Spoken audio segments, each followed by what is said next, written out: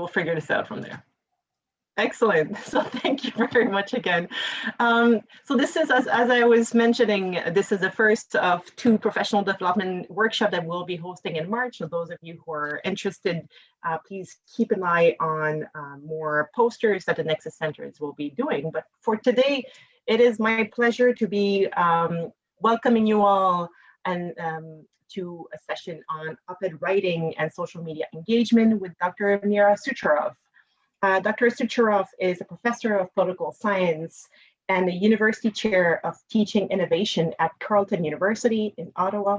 She's the author and editor of several books, most recently and most perhaps appropriately, this one, which is called Public Influence, A Guide to Op-Ed Writing and Social Media Engagement, which is published in 2019 at University of Toronto Press. She's written several op-eds. She's also received numerous teaching awards, and it's my pleasure to invite us or to welcome her to Memorial during our snowstorm and our lockdown, so that we can discuss some more how to reach outside the rock and how to communicate with different publics. So thank you very much for joining us, Dr. Sucharov. And we look forward to spending the next 90 minutes or so with you. Great, thank you, Isabel. It's a delight to be there. It would be fun to visit you in person one day as well. Okay, so what I'd like to do is I hope to use the chat a lot, or your voices and your faces. And I tend to be very interactive. And usually if you had me there in person, as I've done before when I get invited to campuses to do these kinds of workshops, I would normally use a chalkboard. I'm very old school in that way, but new school in terms of wanting to use new media. And so I'm going to simulate, this is meant to be an interactive teaching experience. This is an webinar 1.0 in that I have my fixed can talk and my slides, and I just drone on. So no shade meant to PowerPoint, or those of you who favor that mode. So I want to start by asking you, what is your, can you just in the chat type your field, your discipline, however you define your area? Ecology, political science, marine biology, geography, poli-sci, environmental science, marine biology, psych, interdisciplinary, global food and environmental politics, medieval history, English lit, ethnomusicology, public policy, aging research, ethnomusicology. Okay, I would love to hear today, I hope to hear more from the ethnomusicologists, because that is not a field that I've coached op-ed writing on, and I'm really interested but it is a field that I'm here. Someone in my Buy Nothing group just I requested this in my Buy Nothing group, and I'm excited to dig in, and you will tell me whether it's a good resource, but I'm really excited to dig into ethnomusicology. Is that a known thing? You can let me know or not. Is that like the old textbook or the new one? And I'm excited to be with some scientists. And I noticed in the list initially that there were a lot of scientists, because usually the groups that invite me are more social science and humanities. So it's going to be fun to see. And yet there's a real need to get scientists' voice into the public sphere, and the relationship, the distance between technical knowledge that scientists know and everyday awareness is large. And that's where experts of all stripes can really help. And that's really what we're doing today. And you may be surprised to know that medieval historians and medieval even literature folks do appear in my book, because I wanted to show how even something that may seem to everyday people to be more arcane, and this isn't meant to be a critique, just we're talking about like the everyday perception that medieval studies may be more arcane, can find its way in very important ways to the op-ed pages. And I do cite some examples in my op-ed book of when medieval scholars were actually very well, they're always essential, but particularly essential in the Trump era. For example, as white nationalists were starting, you know more about this than I do, but my sense was that white nationalists were starting to co-opt and appropriate, well, maybe not appropriate, but reinvigorate certain medieval symbols and ideas for the pernicious ends of white nationalist racism. Does anyone want to riff on that for just 10 seconds to correct or reshape what I've said from your knowledge? Any of the medieval folks? Professor Rossignol? Yes, thank you. I think that's absolutely accurate.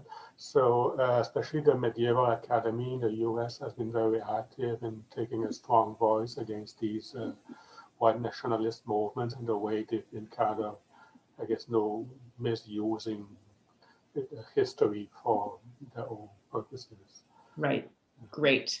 And then, but now you've got my whistle bit. We could say, well, what if they weren't actually misusing history? What if they were actually historically, if they were historically accurate? I mean, we wouldn't want to give them any legitimacy, but let's say they were historically accurate. And they did understand very correctly something about history, but you still, with your knowledge, want to help make the world better and non-racist and anti-racist. What could you do? So there's lots of ways that the world throws us as experts a challenge. And so the question is then what do we do with that? We hope people are simply wrong and incorrect, because then we can use our expertise to correct them. But maybe they're not factually wrong, but still, what can we do? So these are the kinds of challenges we would encounter today. Great. So what I want to get everyone to start thinking about is, I'm just sort of resetting my screen here, is the goal of an op-ed is to ultimately the goal of any piece of writing that we do is to start with a question and answer it. And in op-ed writing in particular, we're thinking about the question, usually, not always, but particularly when you're getting started with op-ed writing, and if you don't yet have a relationship with your question, the best way, the most strategic way of formulating a question to get into the pages initially is a prescriptive question, meaning who should do what and why. Who should do what and why? That's essentially what your op-ed is asking. So you're really asking an ought question. And prescriptive questions are often a little harder to get our heads around because many of us are trained in explanatory questions. So in other words, why does something happen, or how does something happen? And you're not abandoning that mode of questioning and that mode of investigation in an op-ed, but what you're doing is taking all the knowledge you have about why things happen the way they do, or how the world works, and you're extending from that, from the is, you're moving towards an ought. So this is the way I, as an expert in my field, whatever it is, now I'll tell you a little bit about myself in a second. This is the way I understand through my research the way the world works. And because of that explanatory and descriptive knowledge, I'm able to make some prescriptions at times when I feel the need to. And that's where we're getting into the prescriptive questions. Who should do what and why? That's the core of your op-ed, okay? Let me back up for a second, tell you a little bit about myself and a little bit about what an op-ed stands for. First of all, does anyone know what op-ed stands for? It's a bit more, every year that we move away from print newspapers as our primary mode of engagement, this question becomes more of a trick question. Can anyone write in the chat what op-ed stands for? Opinion editorial. Not quite, and that's why it's a trick question. And that's why I always hope someone will say that so I can say, it's a trick question. Sit the editorial page, Samantha. Yes, exactly. However, it doesn't really matter anymore, because when you search for op-eds, if you want to train yourself, and I always tell people first op-ed, the op-ed page and read, or go to all op-ed pages because it's all internet, right? You don't have to pick one paper, and read 5 to 10 pieces in a row to get used to the rhythm. And if you're searching for op-eds, you actually search for the word opinion. So it is a trick question now. So it stands for opposite the editorial page, because in the old days of broadsheet newspapers, on the left-hand side of the newspaper, picture opening the Globe and Mail or opening the New York Times, on the left-hand side, you had the editorial staff, and those are the staff, the core staff writers of the paper, who would issue their own pronouncements, usually unsigned. It would just be editorial staff together. They would get together around a table and issue a pronouncement of the day, sometimes endorse a political candidate at the time during election time. And on the right-hand side, meaning opposite the editorial page, you would have individually penned opinion pieces that were signed, and either they'd be signed by regular columnists, so your Thomas Friedman, your Maureen Dowd, your Paul Krugmans, Margaret Wente, very controversial, or they are freelancers, one-off people. Today you're the freelancers. You're the one-off people who are pitching an op-ed to a paper, and your byline will be there as an expert, as an individual expert on the issue. And actually, being a one-off expert and a columnist is not even always mutually exclusive. So at different points over the past 5 to 8 years, I've been though I've been full-time as a professor and a tenured professor for all that time, I've at times held regular columns in various news outlets. I just haven't been salaried. I've been paid, either not paid at all, or I've been paid per piece. We can get to payment in a few minutes. So you can sometimes, if an editor likes your work, they might say, well, we'll give you the Monday slot every week, or we'll give you, if it's simply online, write every couple of weeks, we'll fit you in, or write whenever you want, or a few times a week. So I've had different arrangements with different news outlets around the world, Globe and Mail, and Haaretz, and the Daily Beast, especially. Okay. Oh, Rupi, your charlatan training failed you. Well, but yeah, okay. Carlton's newspaper, right? Except that op-ed pieces are also opinion pieces. Now let's get back to what it means to have an opinion. What you're not writing in an opinion piece is chocolate ice is my favorite flavor, and no one's going to run an opinion piece on that. But if you find you're passionate about something and there is an issue of public importance to it, Beyonce is my favorite artist, and here's why everyone should listen to her, you wouldn't quite frame it that way, but you might say, here's why the 21st century is the Beyonce century, and you want to say something broader about women's representation and race and age and something that is of broader public importance. You can bring your personal passions. So what I do with my students is I often just say, what's your favorite ice cream flavor? Okay, pistachio, strawberry, chocolate. And then I challenge them just orally to say, what can someone make an argument for why everyone should buy your favorite ice cream flavor? And so then let's say if it was chocolate, well, issues of fair trade chocolate, issues of global trade, issues of health, micronutrients. You could make an argument about aesthetics if there was something about an aesthetic move that you felt the world needed to do for wellness. So again, but it has to be something of public importance, and which is why it's an action-based piece of who should do what and why, but we also call it the realm of opinion. But when we're talking about opinion, we're using it in the form of expert opinion. You are all experts in your field, and based on your understanding of the world, mobilizing your expertise, you're asking people to take action around something. And that's why it's generally called opinion, mostly because of the prescriptive elements. It's your professional opinion about what people should do. And now the next question is the who. Who should do what and why? So there's a food expert here. I have to scroll up to get your name again. I'm sorry, but the food or is it food politics or food science? Just remind me again who it was. Sarah Martin, food politics. Food politics. Okay. So with food politics, Sarah, you could either be writing about how the individual consumer should eat for either health or wellness. I have a sense you're probably less focused just on simply health and wellness, because that would put you more in the dietitian nutrition category, but maybe for global supply of food, the Canada Health Guide, you might want to, I mean, you can tell me a little bit about what you might want to analyze, but either it's based on what the individual consumer should be doing and thinking about in their everyday life around food, or so the who might be the individual reader, or the who might be a government. So Canada should adopt a new health guide. Canada's health guide is good. Here's why I think so. Here, Canada's new health guide is missing something. Here's what I think. Can you just, now that we're on the topic of food, can you add any other prescriptive elements that interest you?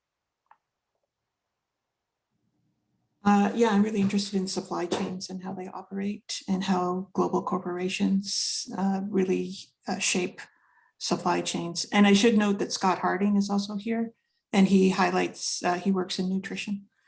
Oh, great. So so there is nutrition. And Scott, what's your discipline, like your field, given that it's nutrition?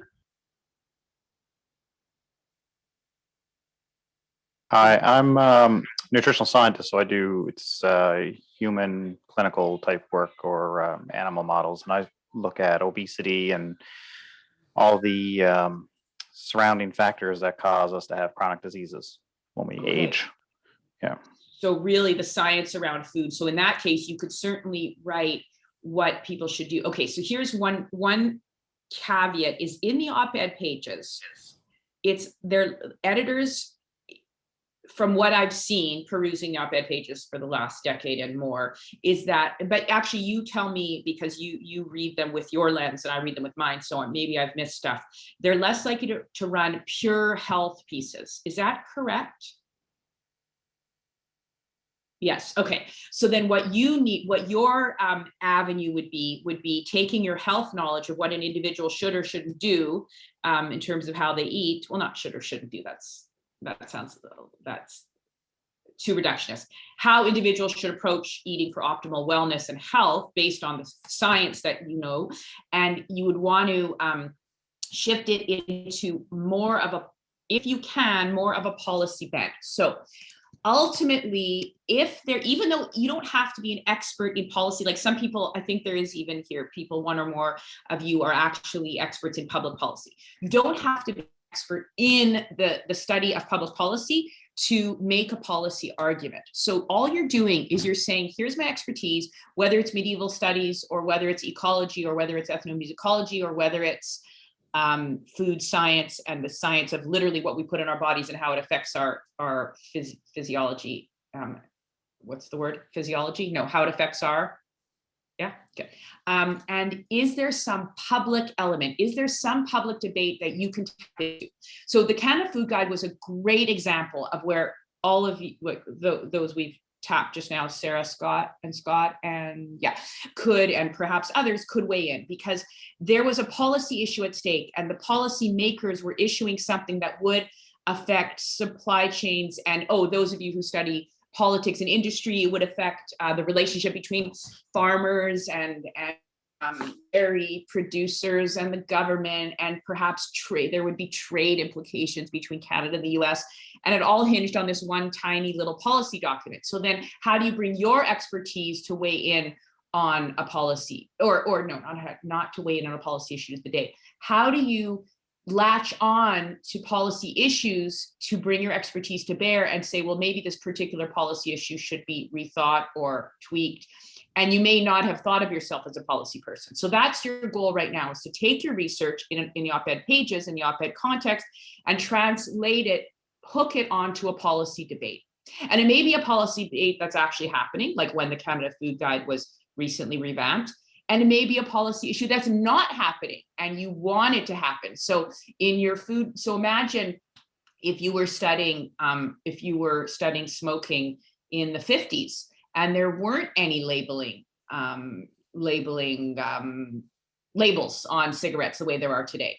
And you might be the first one to say, hey, so I'm now noticing how harmful smoking is. And so I want to introduce a policy consideration. I want to suggest that the government now think about labeling cigarette packages in a new way. Who was I don't know, did that change? I haven't researched this, but did that change happen? Were there any op-eds advocating that before the change happened? That would be something we could check historically, and if not, that would be the role you could take. Good. So Scott, right. Excellent. Okay. So Scott, right. So even though you're on the science side, you're very aware of the policy implications. Good. Okay. Now, can we just do one more tough one, and then that's a little less obvious, and then we will, then I'll get a bit more breaking down the steps of op-ed writing. Ethnomusicology. Are there any, couple of you are ethnomusicology, are there any policy issues that you've seen already that you had that your heart rate rose on, that you felt, I have something to say about this, and you may or may not have taken to the op-ed pages. And if you haven't thought of any, can we brainstorm together? Because what I want to do is show everyone how even things that seem less policy oriented may have a way in. So starting with the two ethnomusicologists, and I forget your names, has there ever been a policy issue, issue of public importance that has caused you to say, wow, I know something about this and something's not right here. I got to make a change. I got to encourage change.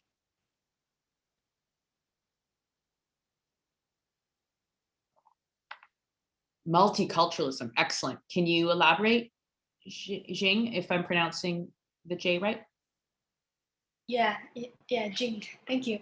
So I'm just thinking maybe this question, I've been thinking about this these days. So this multiculturalism has put this pressure on ethnic musicians. They try to be more ethnic as possible. You know what I mean? So they kind of, especially for this, for example, Chinese, Canadian, these people, they are already very intercultural, and they are Canadians, but for some reason they try to survive. They try to develop a music career in Canada, and they have to be Chinese enough to be involved in a multicultural music community. Yeah, I don't know if that's related. I'm just thinking about Good. this. So then you would decide in your piece who the target of action is. Is it music producers? Is it music listeners? Is it consumers? Is it music education? So just to shift a little bit from what you were saying, but okay, well, you mentioned Chinese. The group that's on my radar mostly at the moment, which is taking the world by storm, apparently. I'm a little less familiar with Chinese pop. So if you don't mind, I'm just going to shift to another group in the same region, but it's not China. So if that's okay, BTS, that is a boy band from Korea. Am I right? And so someone might say, how, just because they're on the radar, I'm thinking about them. Not that Korea is the same as China, but just because I don't have Chinese music in my head at the moment, how studying BTS can help us improve multiculturalism in Canadian schools. I don't know, maybe you would agree with that, maybe you wouldn't, it's just something like that. Or how studying ethnic musicology can help with multiculturalism, or trying to get back to your original point, maybe how multiculturalism is hurting something because as you said, Chinese music, Chinese Canadian artists, if I understood correctly, need to be straddling these multiple fields, and so how multiculturalism is throwing a wrench in what they're trying to do, maybe. So I don't fully know the nuances of all these issues, but these are things to think about. Good. So that people, but then you would need to say who's the target of action. Is the target of action the artist, the music producer, the government, education, curricula, writers, schools?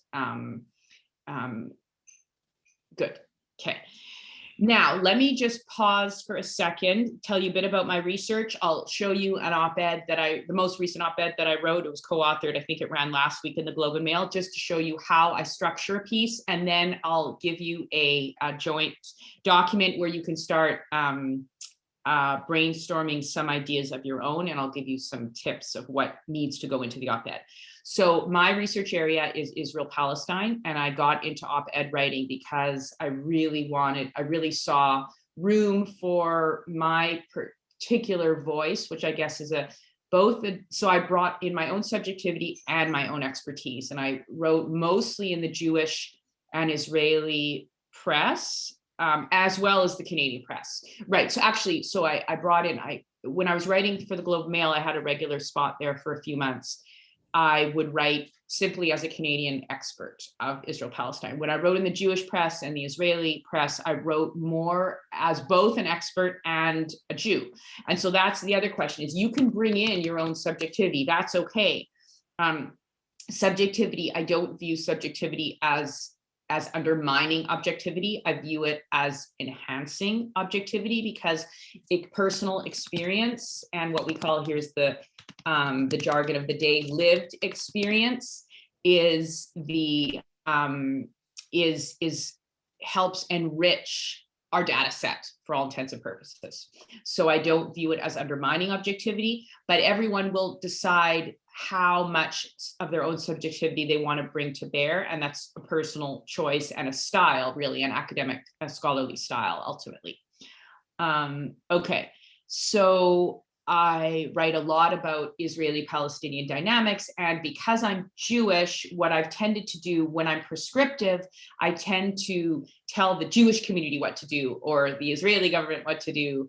Not that Jews and Israel are synonymous. I don't tend to be prescriptive to the Palestinian community. I don't really feel it's my place. Now, that also has to do with my view of the dynamics of power. And so I'm more likely want to have the target of action be the group that's more powerful. So that's also a political commitment and a philosophical commitment. When you're writing a piece, you may find, I mean, this is again, a political or philosophical idea, but because I have an anti-oppression bent, I don't want my target of action to be people who are less powerful or who are marginalized vis-a-vis the issue we're talking about. So I'm not going to tell women what to do to avoid being sexually assaulted. If I'm writing a piece about sexual assault or sexual harassment, I'm going to talk about systems of sexism and structures. Any thoughts on that for the moment, and how any of your research might tie into questions of power and who your target is? Any reflections on that?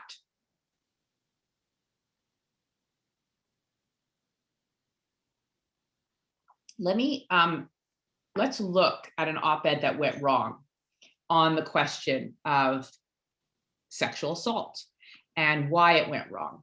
And I'm going to screen share and show you a piece by Mayim Bialik, who was a child star. Go to screen share. Oops. Back to screen share here. I think what I did was I went to the article and I've lost the Zoom. You still see me? Oh, here we go. Okay, I'm going to share screen, and I'm sorry, my desktop is very messy, so you're seeing like my grocery list and things that are not appropriate to share, but that's okay. And I'm going to pull up a piece that got Mayim Bialik in trouble. Mayim Bialik was a child star on a show called Blossom. She later went to do a PhD in neuroscience. She later, now I can't remember the order here, but later, after being a child star, she was also on the show called, Steve, what was Mayim Bialik on? The Big Bang Theory. Okay. Oh, what's the show right now? Okay, she's on another show right now. And she's a Hollywood star, but she considers herself an unconventional Hollywood star because, as you'll see in the piece, she considers herself both unconventional looking, this is how she describes herself, and unconventional in terms of the kind of beauty regimen she doesn't engage in. So she doesn't do the nails and the makeup and the plastic surgery. So there's things she doesn't engage in. And there's behaviors that she claims she doesn't engage in. So let's see what happened when Mayim Bialik took to the New York Times to write a one-off op-ed in the wake of the Harvey Weinstein Me Too scandal erupting and the Me Too movement cresting. And let's see, I will tell you that she got in trouble, meaning there was a lot of public blowback, and she ended up writing an apology. Okay, so what led this piece published in the New York Times to lead to such a blowback that she would have to issue an apology? I mean, all sorts of pieces are written and lead to a blowback. You want to write a piece that provokes people and gets people thinking, but you don't want to write a piece that will lead you to have to write an apology, because that means you didn't write the piece you really meant to write. Now, I know exactly what happened with this piece, and I wish I could have taken the editor and talked to the editor before it was run. But so here's what I will show you. We're going to read it out a bit. I won't read every line, but you can see it, right? Can just someone say yes? 'Cause No. I can't see you. Yes? No. Oh, Okay, I'm screen sharing. I thought I was screen sharing. Oh, share screen. Sorry, am I? Oh, now you can see it, I think, right? Yes. Excellent. I entered Hollywood in 1986 as a, okay, I'm going to highlight some key points she makes. Prominent nosed, awkward, geeky, Jewish 11-year-old. Back then, we didn't have internet and social media, but I didn't need that to understand that I didn't look or act like other girls in my industry. And I was immersing myself in a business that rewarded physical beauty and sex appeal above all else. Exploitation of women, Harvey Weinstein. Though I am shocked and disgusted, the fact that he may have abused his position does not surprise me in the least. Okay, but that's a distraction because this piece isn't about whether she's surprised or not, as you'll see. So that whole paragraph's a distraction. I have always had an uncomfortable relationship with being employed in an industry that profits on the objectification of women. Pressure to be like the pretty girls started long before I entered Hollywood, but I learned, even as a preteen, that young girls with doe eyes and pouty lips were favored for roles by the powerful men. I grew up being teased about my appearance. My nose and chin were the main objects of discussion. I started obsessing over the possibility of a nose job, but I didn't, and a chin job, but I didn't do it. I wondered if I should get breast implants, but I didn't do it. I felt like a troll. I had a shield-shaped face of mismatched features. I never recovered from seeing myself that way.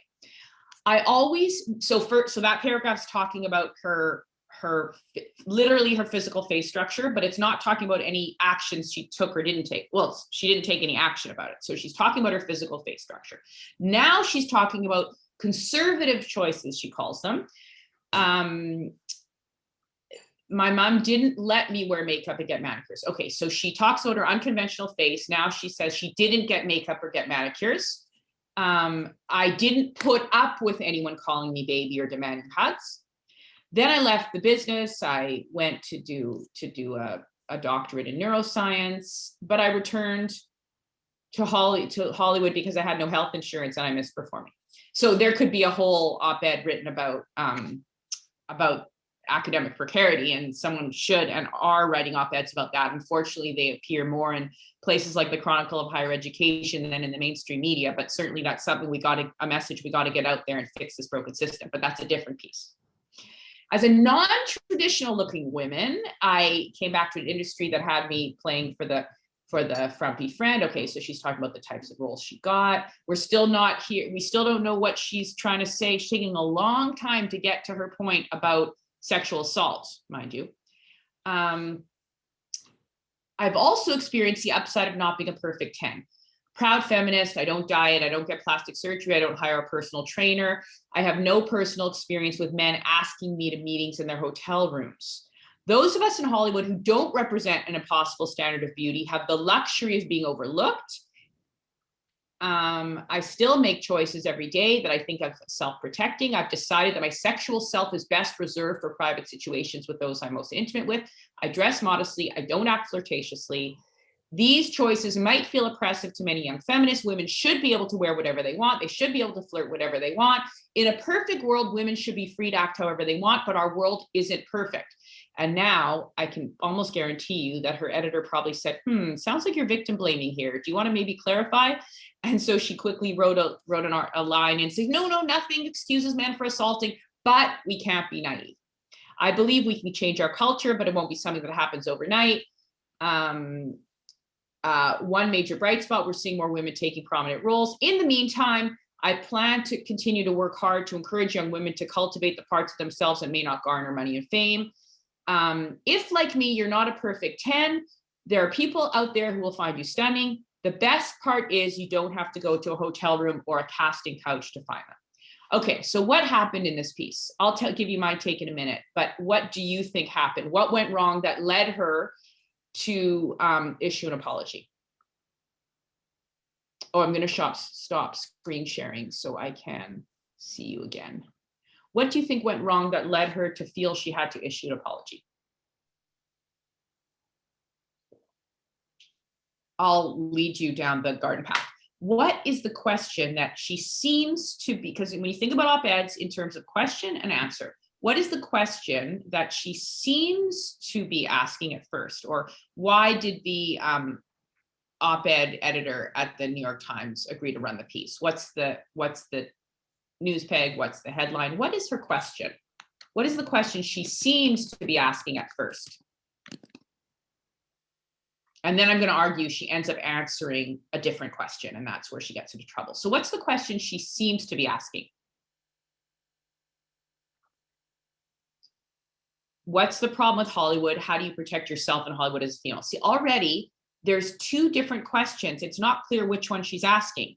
So I'm going to agree with Elizabeth for a minute that she claimed to be saying, what's the problem with Hollywood? In other words, what's the structural issue that we need to all unite against? That Harvey Weinstein is a symbol of a larger problem. And it only works. I mean, Harvey Weinstein is only relevant for the broader world. I mean, he's relevant for the individuals that he harmed, but he's only relevant for the broader world if he represents a broader phenomenon. And I would argue that he does, that he represents a culture of entitlement, and he represents misogyny, and he represents sexism. Obviously, I mean, this is just complete understatements, right?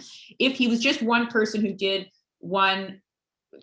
a set of many horrible things of a similar type, but we don't see that pattern recurring with anyone else, then big deal. Let's just throw him in prison, give the victims the counseling and therapy they deserve, and let them heal. But he arguably, I would argue that this is my opinion, but I don't think it's very controversial, that he's a symptomatic of a larger problem that we have to deal with. And that's why the New York Times is writing an op-ed about him, and why they're less likely to write an op-ed about a single robber who goes and robs houses, because that's perhaps symptomatic of less symptomatic of a broader issue, unless we want to then talk about wealth disparity and that kind of thing. We could.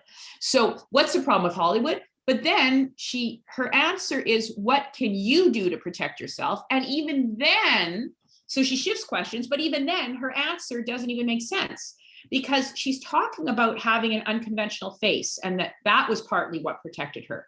Well, if having an unconventional face protects you, does that mean everyone should get plastic surgery to make their nose look like Mayim Bialik's and their chin so that she has a shield-shaped face? Weird phrases that she was accused of having. I'm not agreeing or disagreeing with whether her face is weird. It's not my place, but that's what she's talking about.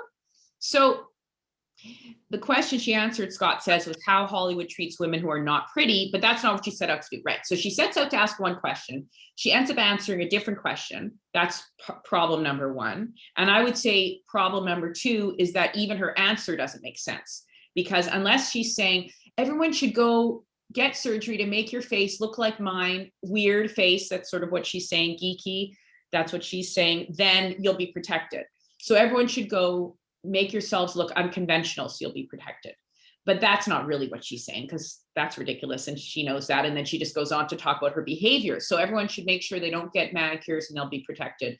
And everyone should make sure they only save themselves for intimate relationships, as if the people who were raped by Harvey Weinstein weren't trying to save themselves. So but then she says she's not victim blaming. Okay, if she wants to victim blame, all power to her. If I were an editor, I would hesitate to run the piece. But if you run the piece and it's a victim blaming piece, be prepared for the blowback and then don't apologize. So obviously she got into trouble because it ended up being a victim blaming piece, but she didn't mean it to be a victim blaming piece, and then it got into trouble.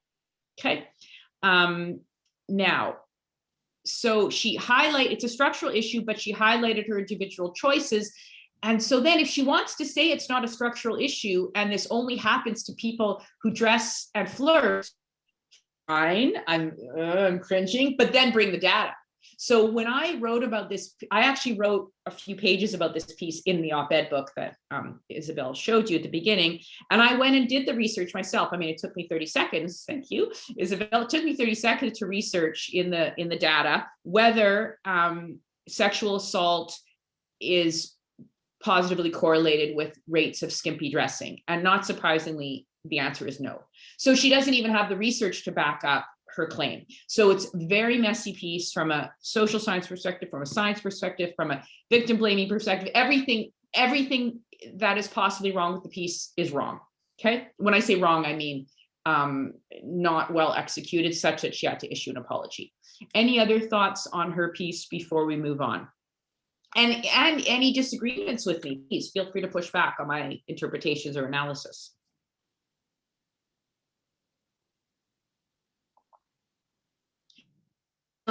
she did not. Right? And perfectly legit. I teach pieces like this that use an individual to make a broader point. It says my internet connection's unstable, so if you lose me, let me know. It's perfectly legitimate to use your lived experience to make a broader point, but if so, the argument has to be internally consistent, and that's what the problem was in her piece. It's okay to speak for lived experience, but then her argument unraveled. Okay, that's what I'm arguing. Okay, so any other thoughts before we move on?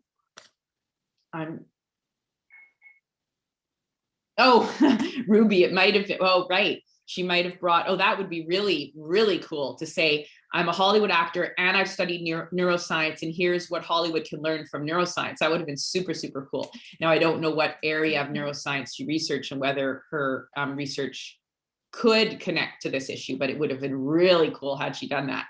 That would have, or about being, oh, that's interesting, what it was like to be a woman in Hollywood versus what it's like to be a woman in a male-dominated discipline. I don't know what the numbers are in neuroscience lately. Is it still male-dominated? I imagine the numbers are evening out quickly, undoubtedly, yeah. Okay, because in medicine, in medical school, the numbers are pretty even, if not majority women now, am I right?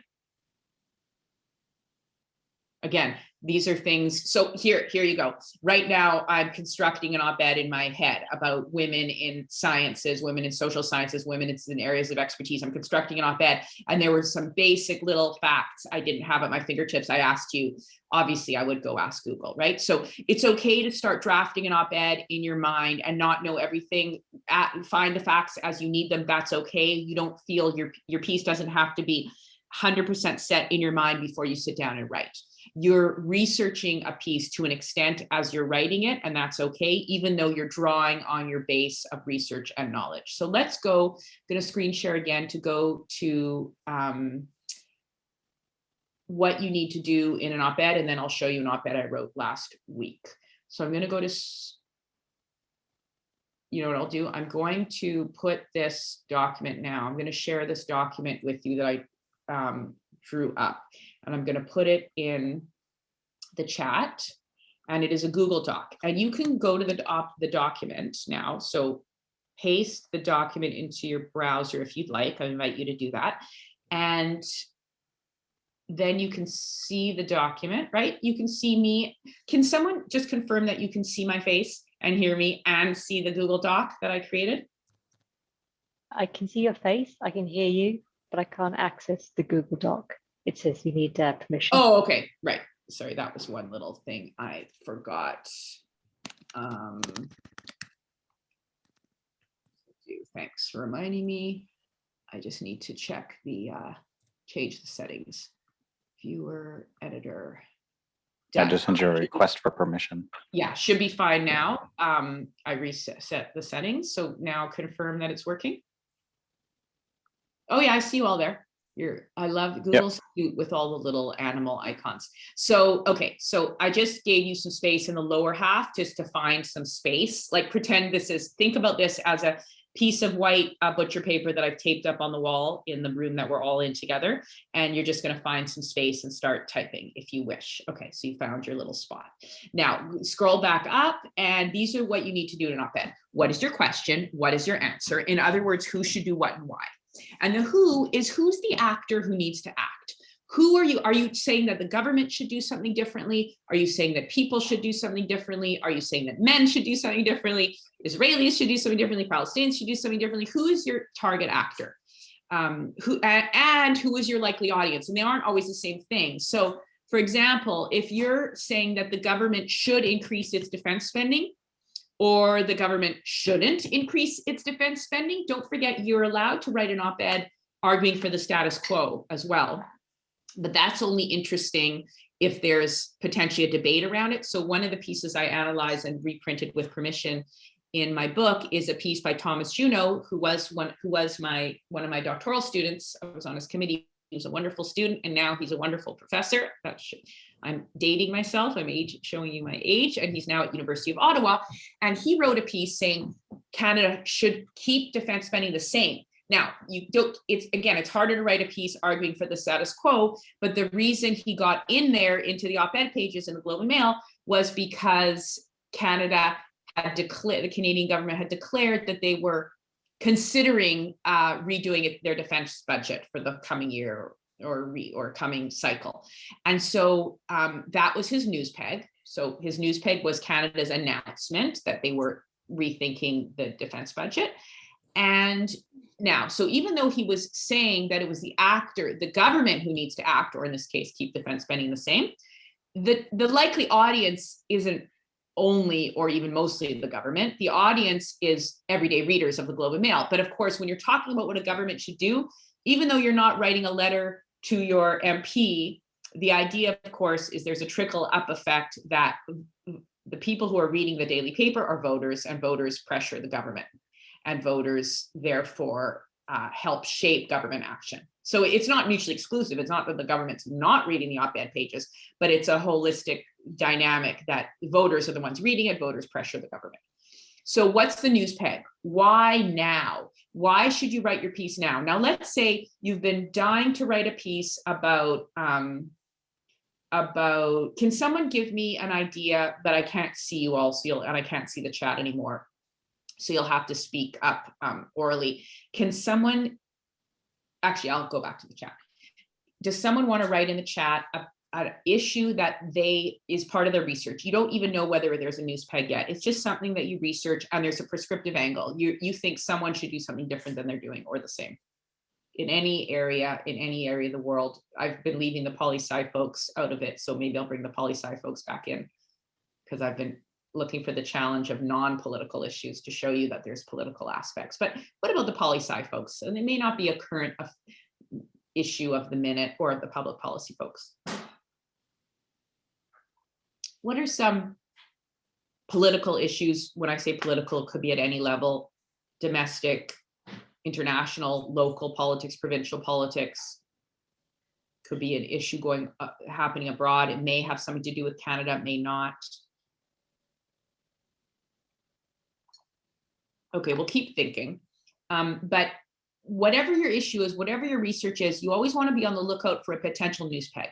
Now, let me give you an example of a research issue and a piece that I submitted to an editor, and she said, "This is great, I will run it, but there's no immediate news peg, so I won't run it necessarily today." She didn't say there's no immediate news peg. She said, "This piece is evergreen." Let me just teach you what that means. Journalists, like, I'm not a journalist, but I play one on TV, right? So I've just learned a lot of journalist lingo, because as a scholar expert who likes to write op-eds and get out there in the public sphere, I interface with the journalists who are doing that professionally, right? So it's not that when you write an op-ed, you'll be pretending you're a journalist, you're writing as an expert, but it's the journalists, the editors you're interfacing with. So when a piece is evergreen, it means that it's always fresh. It means that she could run this piece anytime. She could run this piece. If she had room, she could run it today, but if she doesn't have room, she'll keep it on the back burner until she has room. She could, because it'll never go stale. And that's great. It's great to have a piece that's timeless, that will never go stale, but we wanted it now, darn it. Like, we don't want to wait. We're impatient. We want to get at our piece now, because next week we'll have an idea for another piece. So I took the piece back and I rewrote the lead. Lead, another journalist word, LEDE, just means the opening sentence. I rewrote the lead to find a news peg, because the only way I knew we would persuade her to run it today or tomorrow or whatever, very soon, was if it connected to something in the news. And I'll give you an example. I'll tell you what the piece was about and why she thought it was evergreen. It was about Palestinian refugee return. Talk about evergreen. I mean, that issue is going to go on for, that debate, I predict, is going to go on for the next, I don't know how many years, but many. So why should she run it today? Well, we found a news peg. And actually, the news peg wasn't even about Palestinian refugees. It was about a talk that had been given in the UN by the head of an Israeli human rights organization called B'Tselem. It was a talk about human rights that was delivered to the UN that didn't mention refugees. So there, you could just do your little quick acrobatics. Something happens and they don't mention what you think should be mentioned, and you use that as the news peg. That was clever. I was pretty proud of that. So-and-so was given, Chagai Elad gave a talk in the UN about Israeli human rights violations in the occupied territories. And amidst everything important that he said, and we quickly listed them, 2 issues quickly with commas, what went unmentioned was the issue of Palestinian refugee return. Now I have to tell the audience why that's important. Without resolving the issue of Palestinian refugee return, there will be no peace between Israel and Palestine, or there will be no peace and justice, or however you want to phrase it, however makes sense to you from your scholarly and political opinion. And then we went on and gave her the rest of the piece, which we'd already written. Okay, so news peg. So sometimes you just have to be creative and find a news peg to fit your ongoing research. Again, not something you have to do in a journal article, not something you have to do even in a book, not something you have to do in a dissertation. Every topic goes, right? Your supervisors never said to you, oh, this isn't about a current event, so it's not a relevant dissertation. No, that's not how academia works, but it's how the op-ed pages work. So you just have to find something to hang the peg to hang your piece on. Okay, so that's, now go back. So question, answer, who should do what and why, who is the target actor who needs to act, who is your likely audience. Again, feel free to type some ideas under your name if you wanted to start brainstorming, and then you can import your ideas back to your own computer later. What's at stake? Why should the reader care? Okay, so why should the reader care about Palestinian refugees? So then so in my case, I have sort of a typical mantra that I use: justice and equality. But what if it isn't really a justice issue? What if it's because that's so big and grand. What if it's defense spending? Thomas Juneau didn't really talk about justice. Well, if the government spends more on defense, there will be less money to go around for other things, right? So that he just has to show why the average reader should care, or why the average reader should care about the defense debate in general. Now, really important part, good op-eds do this, less good op-eds don't.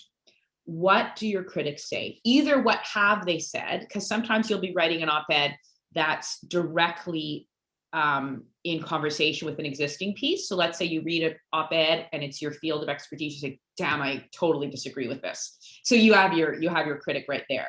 So then you can pitch your op-ed maybe even to the same paper, and your op-ed can be a rebuttal piece to that op-ed.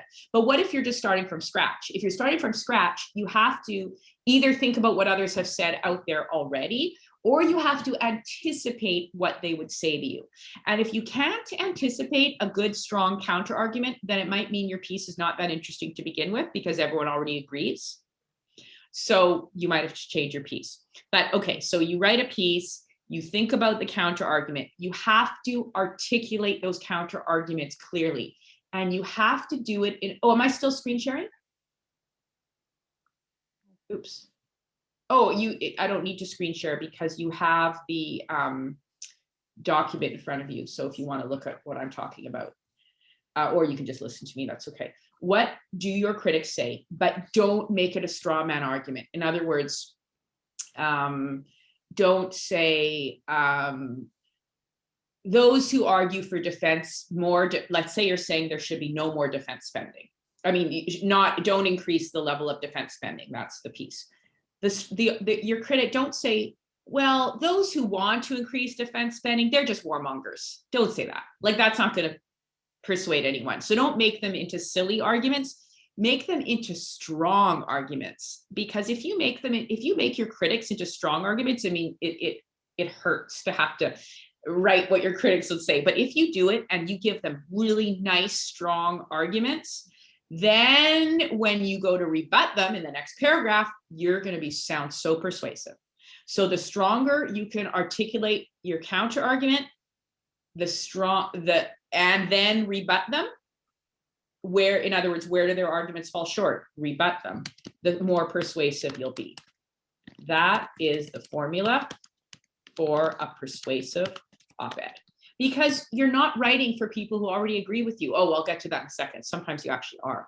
But you're writing for people who disagree with you, because you're trying to persuade people to do something. Now, in a sense, you're sometimes partly arguing for people who agree with you, but that's ultimately for the other goal. Sometimes you want to write in a friendly venue for people who already agree with you. Let's say you want to write on labor policy and you want to choose a more left-leaning paper. And that's okay, because most people who read that paper are already going to agree with you, but you're giving them, what you're doing there is you're giving them fodder to fight with the people who disagree with them in other venues, in other locations, in other settings. So you still want to anticipate your critics, even if you think the primary readers of this piece are going to already agree with you. Because ultimately someone's going to have to be persuaded somewhere in order to make the change you want to make in the world. And then it comes down to style. So op-ed pieces are very different from academic writing, although I would like to see more academic writing become more like op-ed writing. And I have changed my academic writing over time to make it more readable. But stylistically, the conventions are different. There's no footnotes, of course, but if you are writing in an online news outlet, you just would ask your editor first. You can use hyperlinks, and hyperlinks are essentially like today's footnotes. You want to be very engaging with the reader. You want to have a conversation with the reader. You want to be pithy. You want to vary your sentence structure. Short sentences are great. Paragraphs always tend to be much, much shorter than in academic writing. And use the word but. But is your friend. Set up an argument, but, and then go on. Because you're having a conversation, you're setting up a debate, you're tracing a debate, you're painting the portrait of a debate. You want to have a catchy opening and a catchy closing. And just like any academic essay, really, or a scholarly essay, you start broad, you narrow in, and you open up broad again. And so that you're reminding the reader what's at stake. The other thing you need to do is you need to have a bit of a nut graph. You need to have, that's this journalism talk again. I've actually, a lot of the journalism talk I learned was simply because when I was in grad school doing my PhD in government, poli-sci, my husband, so now my husband, he was then my boyfriend, was doing a master's degree in journalism. So I picked up, and I had no op-ed writing, was not at all my radar then. But then like years later, all this journalism talk that he had permeated our apartment in Washington, D.C. came in handy. So nut graph, you just need a basic, very concise summary of the news issue for the reader. Very concise, because you just have to get them up to speed so that you can then make your argument, because it's not a reporting piece. You're not there to just fill the reader with descriptive facts. You're here to quickly get the reader up to speed on the basic facts of the issue so that then you can make your argument. So any questions up till now, and I'll just tell you what I'm going to do next. I'm going to show you the piece I wrote last week that came out in the Globe and Mail, just to analyze the structure with you and show you how I did what I did and what I needed to do to get there. But any questions on what I've done so far? And then we'll spend a few minutes at the end talking about social media dynamics. Any questions?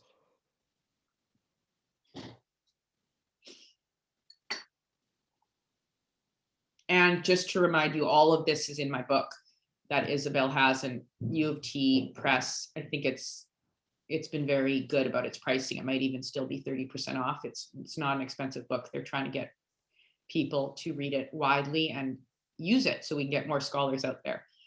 All good, excellent so far. Okay, no questions. Okay, if you have a question, let me know. Show you the share screen again, show you the op-ed I wrote last week and what I needed to do to write it, what info I needed to get, what I needed to do.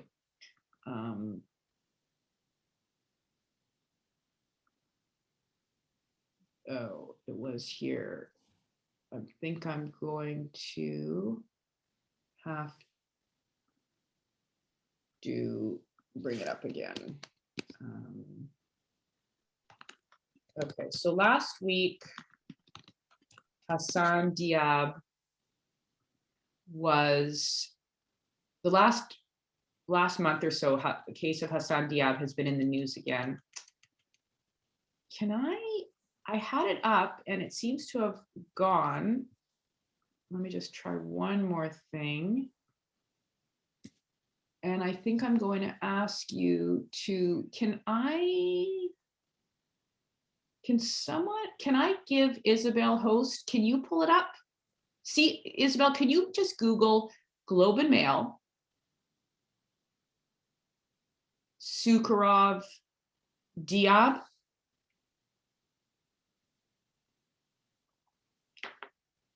And does the article come up for you? No? It was there for me. Let me try it here. I think I pulled it up one too many times, so now it's locking me out. And it was up this morning when I got ready to do the workshop, and now it's locking me out. Okay, darn. Can anyone pull it up and I'll give you, you got it? Oh, can you unmute yourself, Isabel?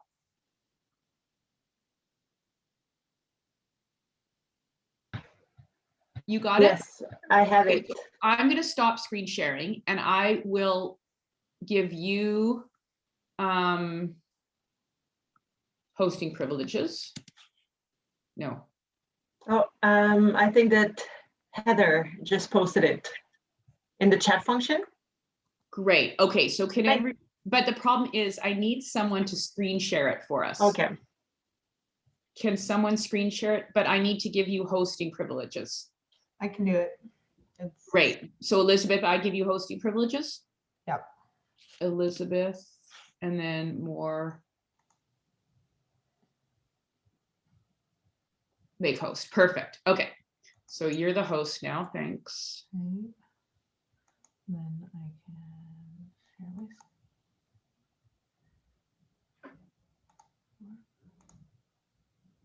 Does that work? Perfect.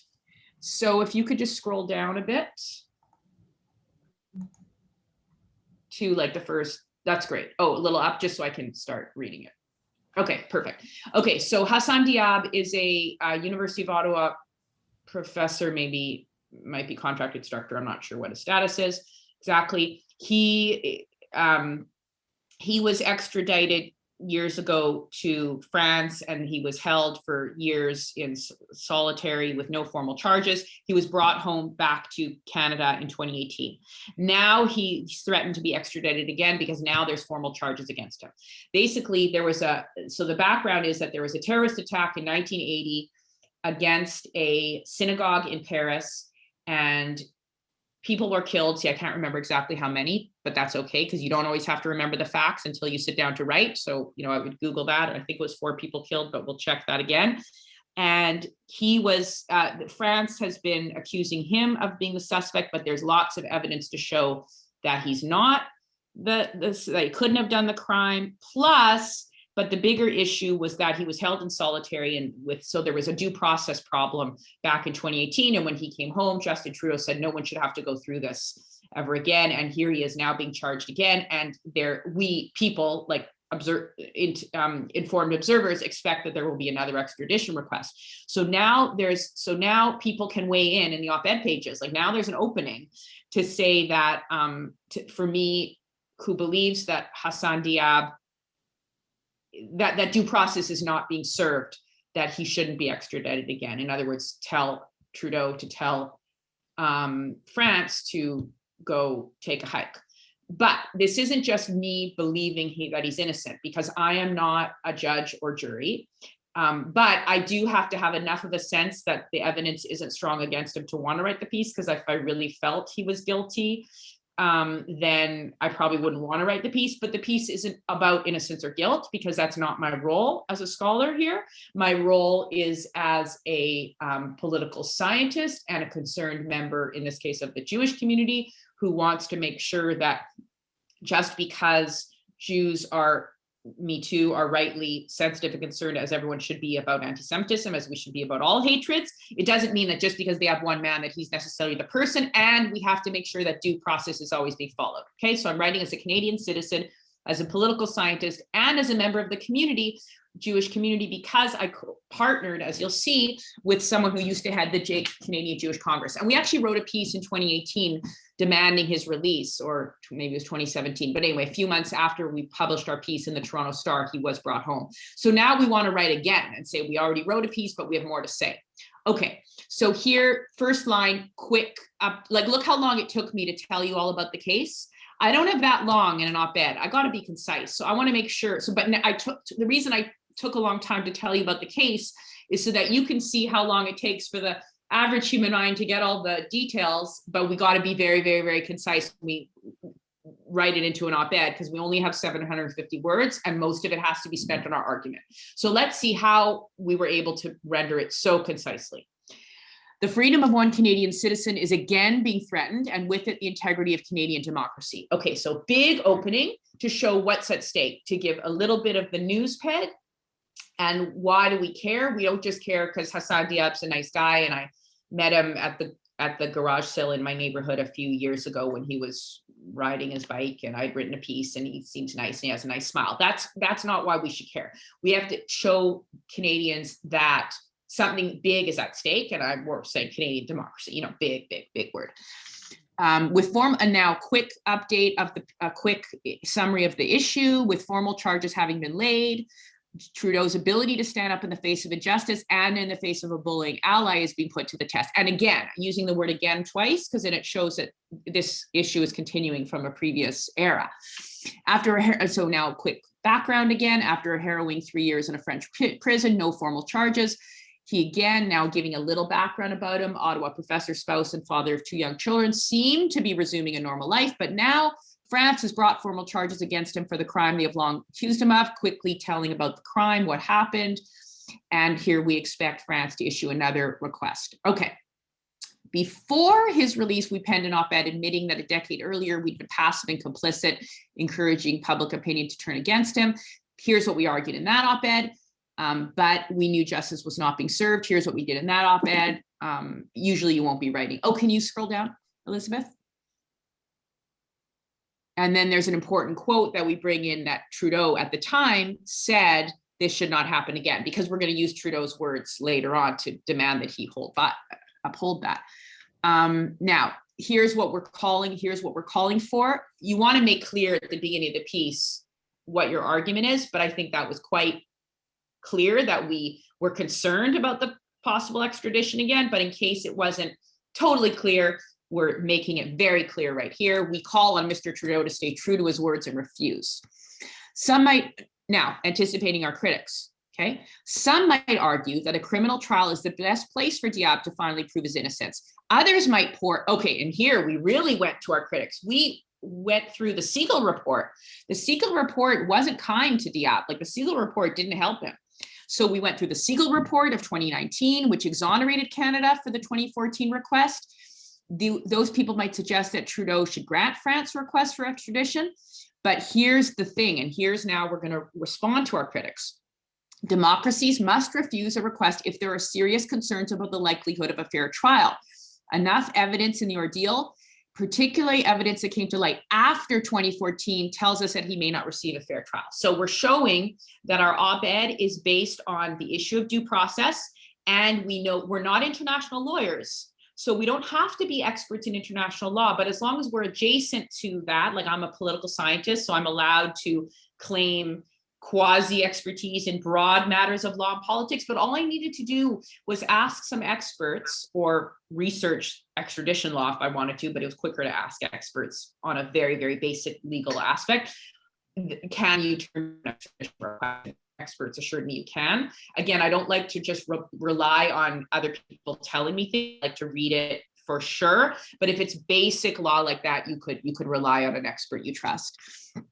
Back in 2008, French authorities, so then we just go through what France did that was wrong, in my opinion, in our opinion, that was not fair, that was not due process. Can you scroll down? Bye, Sarah. Can you scroll down, Elizabeth? Now, okay, so then we said the case appears weak, but that's not really the point, just in case anyone was wondering. But we said it's difficult, and then we said, then we tried to just show why we understand why France might be wanting to do this, and why people, particularly people concerned with anti-Semitism, might be kind of glomming onto this. And we say, yes, France has a problem with terrorism, and then I quickly went and researched how many terrorist attacks there have been since 2015, or I think I chose 2015 as I had to cut it off somewhere. I quickly went and found the data, how many people have been killed, understand that France wants to find justice, but we really need to not pin the case on the wrong man, because that's piling injustice onto tragedy. We agree, and then bringing Trudeau's words back again, we agree that this should not happen again. Given the questionable methods of the French prosecution, we call on the Canadian government to protect Canadian citizen and refuse any request for his extradition. So this piece took me longer than most op-eds I write, because there were a lot of technical details to get correct. And that's okay. And in a way, I want to show you, I'm showing you this piece to help you be more confident, not to make you feel more nervous, because I'm not a legal I'm not a lawyer. I'm not, but all I needed to do was place eyes. I had sources who provided me with documents. And as long as I could feel that I had laid eyes on things so that I'm doing due diligence myself and not just taking other people's word for the evidence and the problems that France did, then that was good. I was doing my research. I was doing due confidence. So all you're doing in the op-ed pages, sometimes you're writing a piece very narrowly about your expertise, and sometimes you're going a foot to the right or left of your expertise because you have the skills to weigh in on an issue that may not be directly your expertise, but you've got the skills and the overall bird's eye view of political dynamics or legal dynamics to weigh in. Any questions on this piece?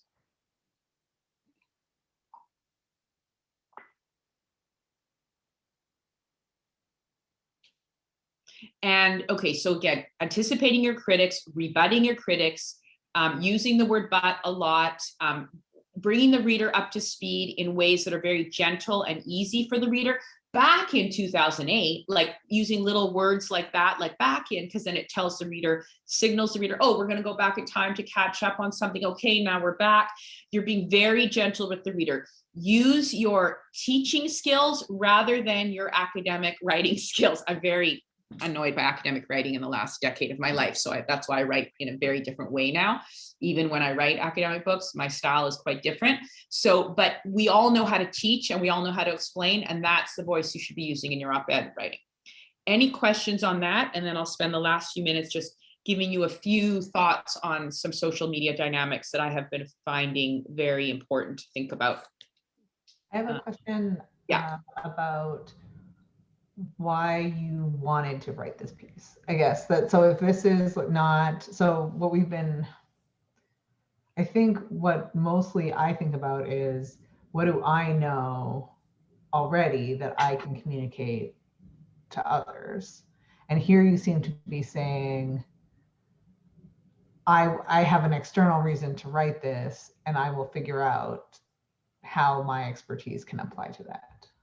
Yeah, good question. In this case, in 2018, I was approached by my co-author, Bernie Farber, who had been head of the Canadian Jewish Congress for many years, and he felt that he had screwed up. Like I'd been silent about Diab, but he had not been silent, like the opposite. Back in when he was first extradited, like when it was it 2014 or 2008? I can't remember. It was either 2008. One of the points Bernie Farber had said, oh, I'm glad bringing him to justice. Like he had almost thrown him under the bus a little bit, and he was regretting that. So he approached me and said, will you co-author this piece with me? Because he knew that my political science credentials and my op-ed experience would help get this piece placed and shape the piece well, and my research skills.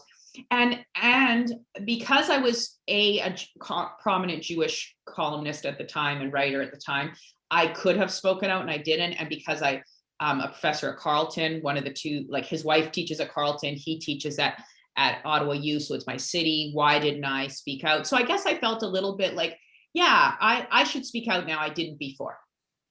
And this is a case of this is an example of a really sensitive issue. Like, yeah, why didn't I speak out? Why did I let the Jewish community just get all excited? When I consider myself an expert in Jewish communal politics, why didn't I speak out sooner? Yeah. And this time we were also approached by his grassroots team.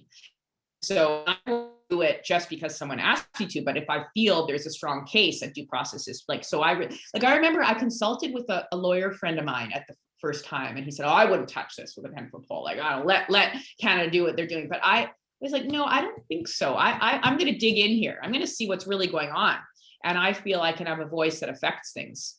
And this is this is true. This is one of the most sensitive. This is one of the pieces one of the few pieces I've written that is where like a single person's life is like in the balance, right? So it's could have a very immediate effect. Ruby, can you give an example of a time, when you decided it would not be appropriate for you to write an op-ed? Well, I almost pulled the plug on this one when, as we were writing, when I said, I don't have the eyes on the evidence. I'm not just gonna let their legal team tell me he's innocent. I need eyes on this and that. And I was like getting frustrated. It's like, this is a lot of work. And when I finally felt I had done the due diligence, we had done the due diligence, then I felt good. But in terms of like, Ruby, do you mean like something political or sensitive that, I mean, I'm not usually approached to write a piece, but I would only write a piece if I feel this is back to political and philosophical commitments, if I feel I'm making the world better. I was just thinking in terms of your position at the university as a professor. Are there times when you have reconsidered writing certain kinds of op-eds because of that? Well, I started writing I got tenure a long time ago before online news outlets became what they are. So just based on my own particular trajectory, op-ed writing didn't seem to be as much of an option for me before I got tenure, or just didn't seem to be as obvious timing wise. So I have job security. Do you mean if there could be blowback and your job could be on the line? No, more just like a personal sense of responsibility. Like, are there times when you don't feel like it would be appropriate to speak in the public? I think it's the opposite. Yeah, I think it's the opposite. I feel a great sense of responsibility to speak in the public sphere about issues that I think are important, that I think need scholarly expertise to unravel. Give you an example. A lot of people say, or that I can, we talked about neuroscience. It was Scott who said, or no, sorry, it was the medieval, Professor Rossignol, I just don't know your first name because the initials there, but you said that you felt medieval the white nationalists were misrepresenting history. So you felt you could write the record. Even sometimes I feel people are misrepresenting something and I can write a record. They may not be evil people like white nationalists. They may be morally neutral, but they're misrepresenting something and I want to write that record. So for example, they might say Palestinian textbooks are full of hatred for Jews and Israelis. Well, I went and I noticed that several years ago, this was at the time, the State Department had sponsored what seemed to be a well-done study looking at both Israeli and Palestinian textbooks. And in that case, they found that there was hatred and fear-mongering on both sides, right? That term, Trump has ruined that term forever. So I wrote an op-ed saying, let's look at the data as we see it, because I knew most people wouldn't find that State Department study. I found it and I was able to bring it to light. Yeah, so you don't even always have to do the research directly. You don't have to run the study. If you run a study, amazing. The op-ed writers will be very happy. The op-ed editors will be happy for you to share it. But even if you know of research done that the average person won't know about, because the average person gets their info from the media, the mainstream media. So if you're able to bring more expertise into the mainstream media, even if it's not studies you've done, but you know, or are there there's no psychologists here, but like social identity theory, trying to think, is there a theory or a dynamic that some of you rely on a lot in your research that's even just very well known in your field, but that the average person doesn't know that you can help shed light on? Is there a neuroscience? Oh, things like memory. I'm trying to think of a neuroscientific dynamic, satisficers versus maximizers, rational choice theory. Is that like behavioral economics? Does that connect with anyone where you can say that there's a dynamic that neuroscientists know about, and it may not, like, it wouldn't be enough of an innovation to write in a journal article because everyone knows about it already. You're not being new there, but you're bringing even conventional wisdom within your field to the public sphere, and that can help. Op-ed cancel culture. Yeah, well, sometimes, with Mayim Bialik, she got big blowback, but I'm saying she deserved it. She deserved it. Well, her editor deserved it because the piece was flawed organizationally, different question, different answer, a muddled argument. So she deserved, or not, she deserved a bad person, but the construction was bad. But if your piece is good, you might get blowback, you might get unexpected blowback. I talk about that, and this is where we just finally get with the social media piece. I know we're kind of running out of time, but I wrote a piece in Haaretz, an Israeli, one of the main Israeli news outlets. I wrote a piece 3.5 years ago, critiquing a certain campaign by a left-wing NGO. And I generally agree with a lot of what they do, but not everything. But I didn't like the campaign that they had made. I thought the campaign had anti-Semitic overtones. They're a Jewish group, but I thought they were going too far in how they were doing this video campaign. And I wrote about it, and I got huge blowback on Twitter. And especially, and then I made the blowback worse unintentionally. I said, oh, what would have been better language to use? And they said, go do the research yourself. So I stepped in. So this is just to really flag some of these issues. Watch out for tone policing, watch out for outrage culture, watch out for, and make sure when you're using a label, a term on social media or in an op-ed page, that you're explaining it so that everyone understands it together, so that you're not speaking past each other.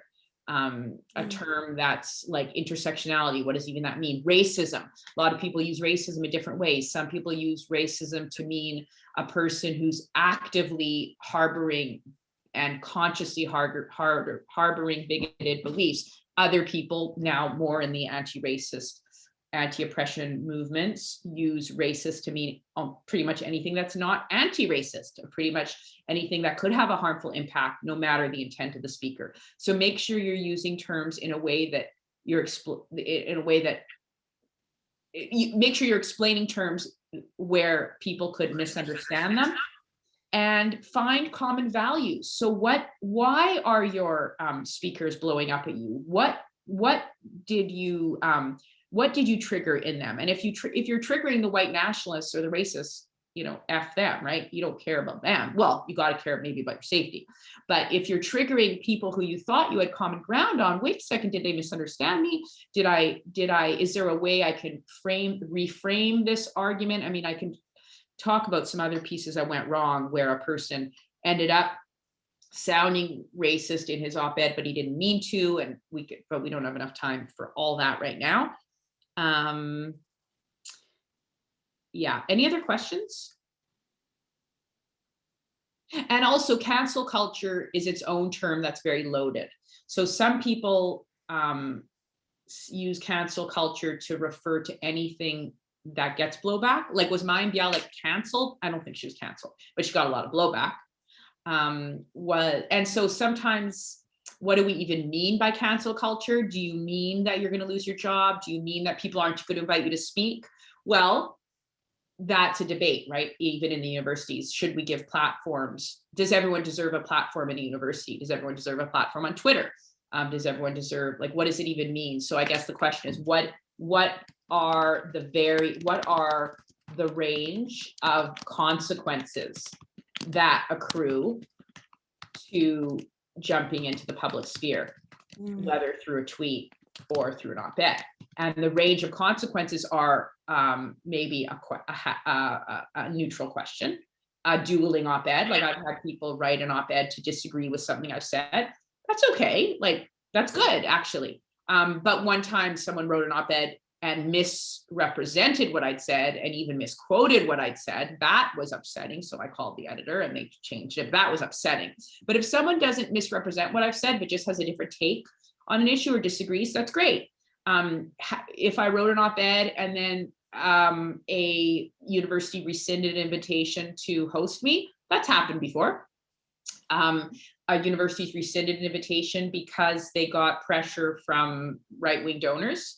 Well, they didn't necessarily rescind an invitation just to me, they canceled the whole panel.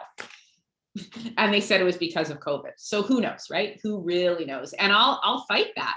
And I'm not fight that with the university. Like, it would have been nice to get the honorarium, it would have been nice to be on the panel, but I'll fight that in the public sphere of ideas, because I'll say that this is an instance of donors having outsized influence. This is an instance of people being on the wrong side of justice, whatever, make hay out of it. Like, if you get blowback, use it to your advantage, not to your advantage in a craven, greedy sense, but use it to the advantage of the ideas you want to get across. So it can be tough, but it can sometimes be good. The other thing I always say is watch where your criticism's coming from. If it's coming from your left or if it's coming from your right, depending on where you're positioned in the debate, and where is it most painful to get it from. So for me, I don't find criticism from my right very painful, but if it's criticism from my left, I tend to find it painful. So then then it enables me to examine my own ideas and examine the way I'm communicating, and it can create some productive shifts in communication style sometimes. Oh, yeah, so find the newspaper news outlet that you think it's most appropriate for. If like the Thomas Junot's piece on defense spending, on Canadian defense spending, that would really be only for a Canadian paper, and it probably should only be for a Canadian paper that has wide national reach. So Star, National Post, Globe and Mail. Like Toronto Star is Toronto, but it also serves a bit of a national way. I don't think it would have been as useful for a local paper. Plus, a local paper often runs op-eds for papers anyway, and the money, it's very variable. If you for sure want to, I mean, you can ask what is your rate of payment. You can sometimes, I like last with a DI piece, I submitted because we wanted to get it in anyway. We just felt this is too important an issue to stay silent on.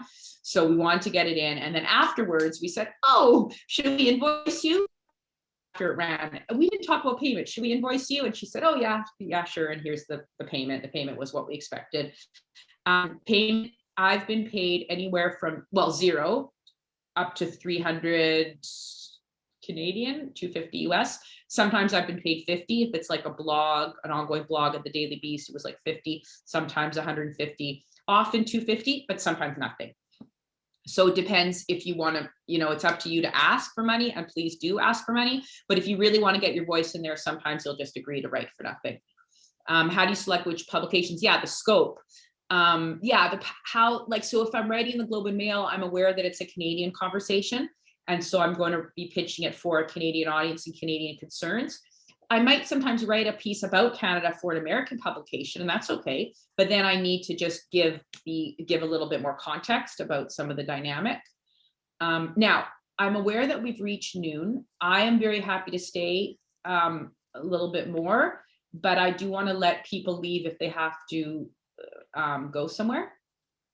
So should we just do a initial departure, and then otherwise I'll stay for another 15 minutes or so? Okay, so thank you all, and please feel free to leave if you need to. I think a lot of people have left because I know we're all busy with all our multiple commitments. I've written a lot for the Canadian, Israeli and Jewish press, as I said, and so there I'll be much more conscious of it being an internal Jewish conversation. Not that other people aren't reading it, they are, but I'll say things like we, and I'll mean the Jewish community. So you would decide who the we is, depending on your outlet. Any other questions?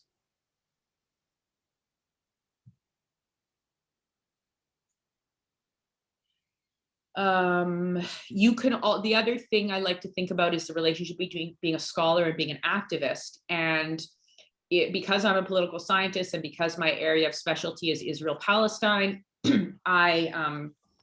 there's very obvious overlaps between scholarship and activism. Not all scholars who research Israel-Palestine want at all to take on an activist role. Some want to be very detached. So there's different styles, and I was quite detached when I first started this biz 25 years ago. Other times you may shift at different points in your career to wanting to be more prescriptive, to wanting to be more out there, to wanting different activist groups or NGOs to see you as an ally or not, or maybe you want to be the detached scholar. But even if you are a detached scholar, if you want to get into the op-ed pages, chances are you're going to have to find a prescriptive angle. So, and if you feel kind of uncomfortable within activism, find a prescriptive angle that makes sense with your scholarly and political concerns, with your mode of engagement.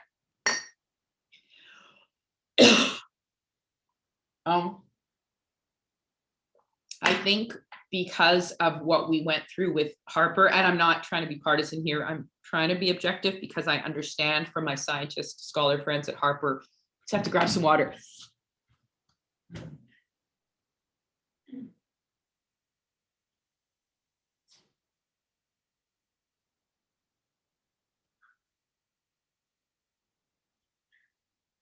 I understand that Prime Minister Stephen Harper at the time was not very, did not constructively engage with science experts. That's my understanding from scientists who I know, and Trump for sure. And so I think there's a thirst now for scientific and other expertise in the op-ed pages. So definitely go for it. I think scientific academic voices, everywhere is a good place. Anywhere is a good place. But if you tell me a bit more about your Carmel, what's your research area? Hi, actually, I'm kind of a non-academic here in this conversation. Come from a media communications background and just started working as the coordinator for the Aging Research Center within MON, based out of Grenfell and Corner Brook.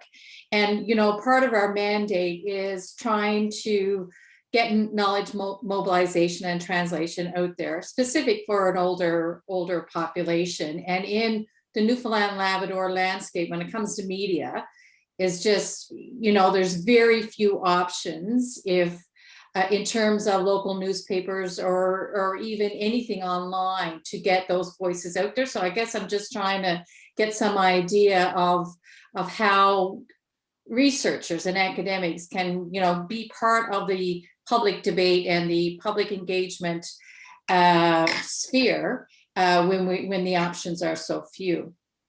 Yeah, well, you're not limited to your local papers. You can pitch anywhere. And particularly, yeah, like I used to have a regular column in the Ottawa Citizen for a few months, years ago, but I haven't written in the Citizen since then. If I'm publishing in Canada, I publish in the Globe, actually I haven't, the Globe or the Star, and neither of those are in my home city. So that's fine. You don't have to be in your home city or even in your home province. So definitely pitch anywhere in Canada, or the States. And for aging populations, huge issue, hugely relevant and important. And it's not only relevant for people who are older, it's relevant for people who are younger, who are caring for older people. So it's probably relevant for, I don't know, 80% of the adults now in Canada, maybe? No, maybe it's a bit high, 50%? Yeah.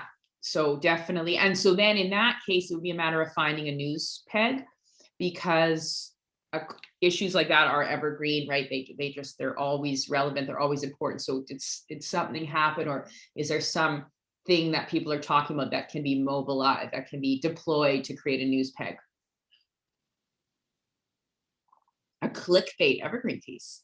Oh, good. It was picked. Oh, but it was picked up by places that you didn't want it to be picked up. I guess I could unmute and just explain it. Like, well, I was introduced to the conversation when I was at King's in the UK, and it seemed like a great idea. And then they had us do this in the workshop, basically do a clickbait type article in your general area, just to get people to write, I guess, and then pitch it to their pickup editors, I guess, or whatever you call them. And so I did it, and it got lots of views and stuff like that. It went to IFL. I don't even mind that. I'm just wondering, like, that's kind of like the average person doesn't go look at the conversation as a news outlet.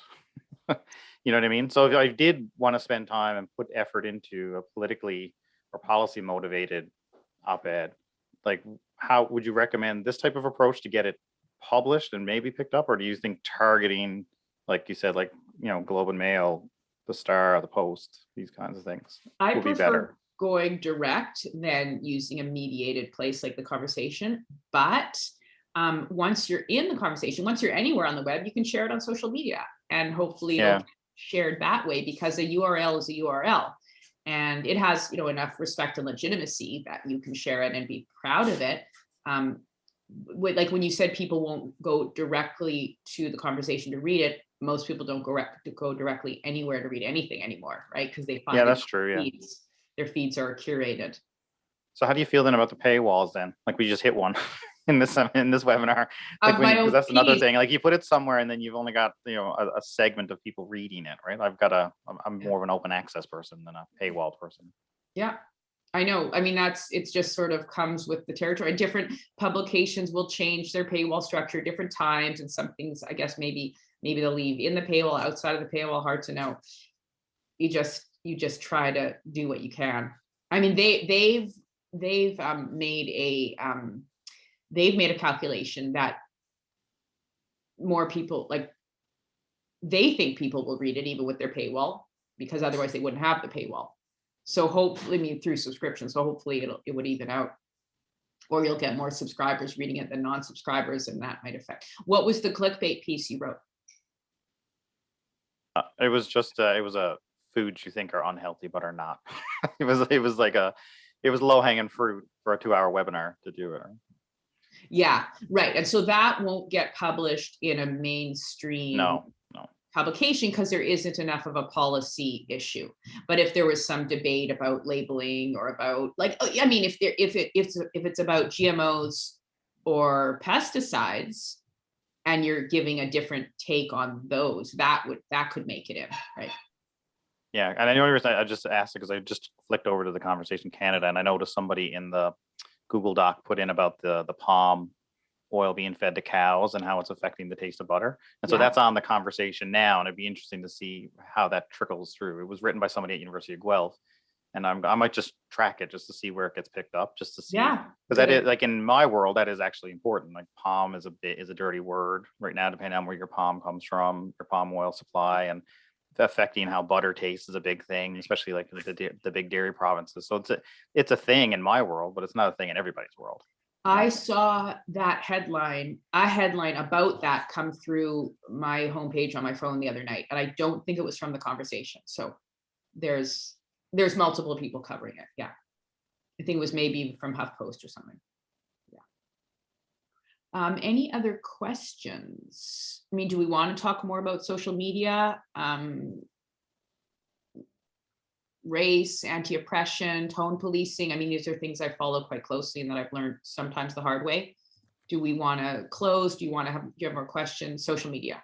Get a little bit more on social media. So one thing with social media is the idea here. The reason I was combining the two, but we ran out of time to cover social media because the op-ed stuff seemed so good. It seemed like we were getting somewhere, is that you're using social media to continue the conversation that you write in your op-ed, and vice versa. You're using social media as a living laboratory to see how people are talking about things, because to know how people are talking about issues is a great way to know, to use that as data really in your op-ed, and to know what people need to understand better than they do.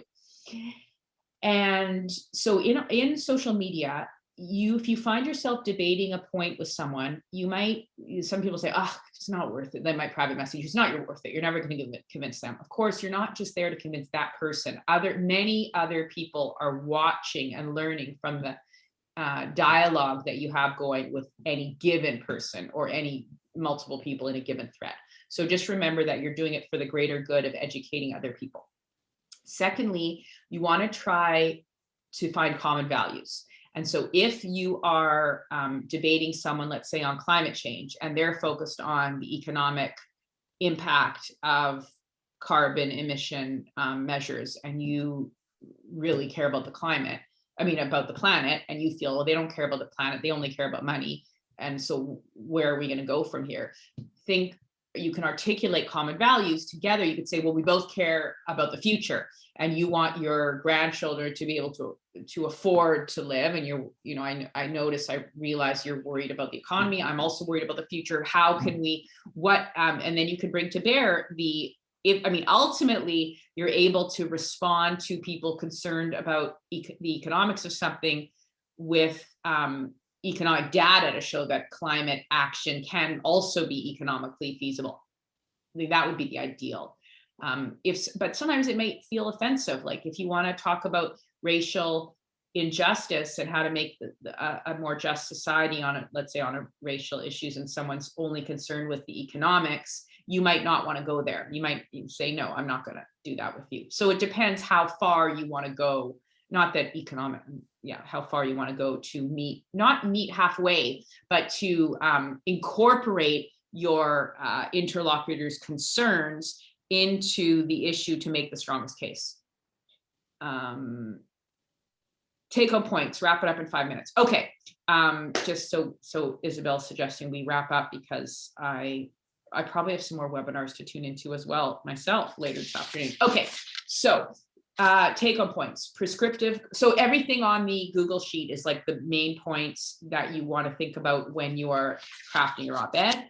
You're taking the op-ed. The op-ed is all about persuading who should do what and why. You take that into social media and use social media as a laboratory to inform your op-ed writing.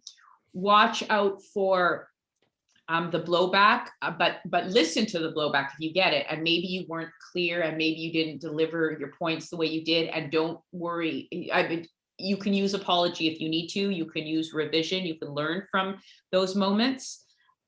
Watch out for echo chambers. Make sure you have a wide variety of people and outlets and info in your op-ed, in your social media feeds and in the news outlets you read, so that you're getting a wide array of opinion, both so that you can learn and so you can see how different people are talking about things.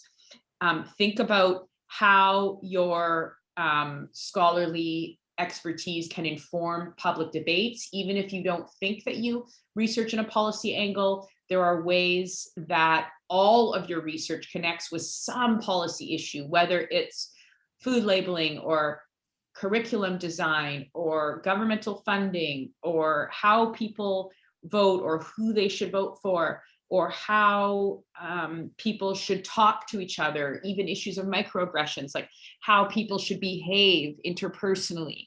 That's not really a policy issue. So either a policy issue or some everyday behavioral issue, I guess is what I would say.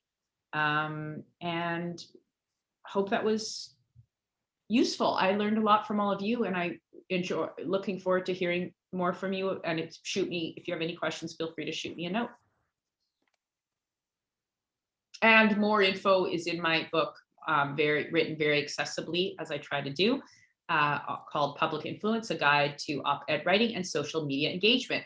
Available, as Isabel's showing it in her screen, available at your favorite bookstore or on the University of Toronto Press website. Thanks, everyone. Thank you so much, Dr. Sucharoff, for joining us today, and for everybody else for joining us. The snowstorm has ended. It was short and sweet. Now it's probably time for us all to shovel. So thank you very much once again. And keep an eye for more events from the Nexus Center. Bye, everyone. Have a good day. Bye-bye.